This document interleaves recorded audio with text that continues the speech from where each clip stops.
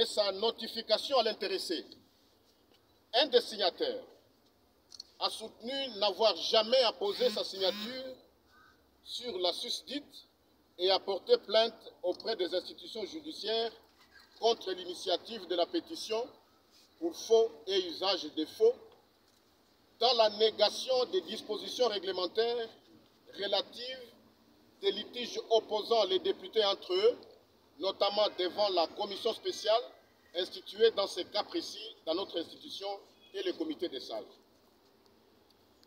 Il est regrettable que le parquet général, près la Cour de cassation, ait qualifié ces faits d'infraction flagrante sur la seule déclaration du plaignant, l'honorable Mpiana-Ntoumba Simon, alors qu'il existe des députés signataires comme lui de la dite pétition qui sont disposés à témoigner et à contredire ces allégations.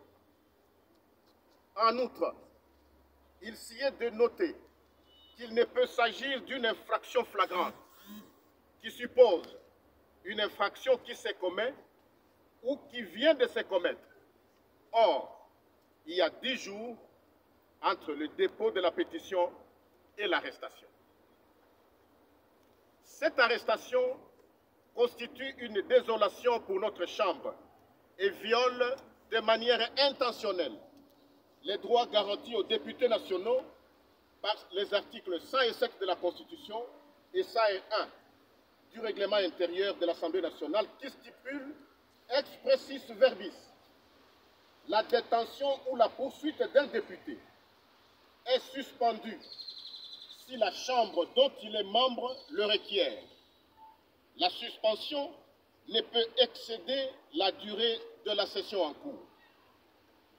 Devant cette arrestation et détention arbitraire, nous, députés nationaux, toutes tendances confondues, exigeons la relaxation pure et simple et la suspension des poursuites de l'honorable Jean-Jacques Mamba.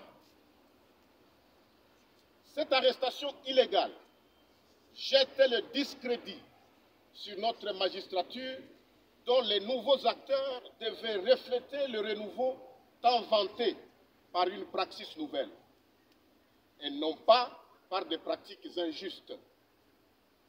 Nous exigeons des excuses des instances responsables de cette arrestation et invitons le comité des sages de l'Assemblée nationale de statuer toute affaire cessante sur les cas litigieux en question.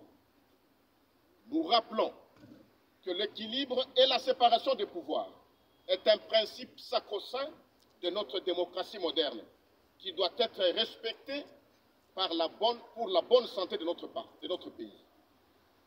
Cette arrestation intervient dans un contexte de hausse des cas de violation des droits de l'homme et de recul démocratique dans le pays depuis un certain temps. Nous appelons les différents pouvoirs institués à maintenir la concorde nationale et la collaboration interinstitutionnelle. Les présidents des groupes parlementaires et les présidents des comités de sages.